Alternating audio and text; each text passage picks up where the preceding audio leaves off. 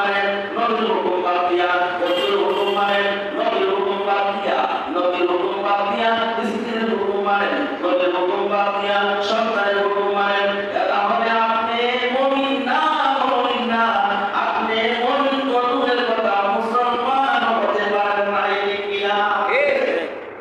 যতক্ষণ পর্যন্ত নবীর সমস্ত কাজ আপনি আমার কাছে প্রিয় না হবে, ততক্ষণ পর্যন্ত আপনি আমি মুমিন হওয়া সম্ভব না। বুঝতে হবে মুসলমান নবীকে ভালোবাসে না, এবং মানুষ দুনিয়াতে নাই, কিন্তু ভালোবাসার নাম কাকে বুঝে না, ঠিক কিনা? আপনি তাবলীগের কাছে যান, গিয়ে জিজ্ঞেস করেন আপনি তাবলীগ কেন করেন? তারা জবাব দিবে আমার নবী তাবলীগ করেছে, ঠিক কিনা? আমার নবী তাবলীগ করেছে, এই জন্য আমি তাবলীগ করি। আপনি জামাতের কাছে যান, কেন আপনি নেতৃত্ব দেন? জামাতরা বলবে আমার নবী নিজে নেতৃত্ব দিছে, এই জন্য আমি নেতৃত্ব দেই, ঠিক কিনা? আপনি আহলে হাদিসের কাছে যান, তাদের গিয়ে বলবেন আপনি শুধু কোরআন হাদিসের নাম জানি কেন বলেন? তারা বলবে আমার নবী কোরআন হাদিস শিখায় গেছে, এই জন্য আমি।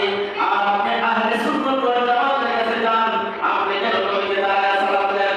আপনি কেন নবীর সাথে দূর করেন? তারা বলবে আমার নবীকে সম্মান করি, আমার আল্লাহ নবীকে সালাত দিয়েছে, এই জন্য আমরা সালাত দেই, ঠিক কিনা? সবাই নবীকে ভালোবাসে, কিন্তু যারা ভিন্ন মত, ঠিক কিনা? কেউ নবীর হুকুম ছাড়া করে, কেউ নবীর হুকুম ছাড়া করে না। আহলে হাদিস বলবে যে আমি আমার নবীর হাদিস, নবী যে কোরআন শিখাইছে কোরআন হাদিস, ঠিক কিনা?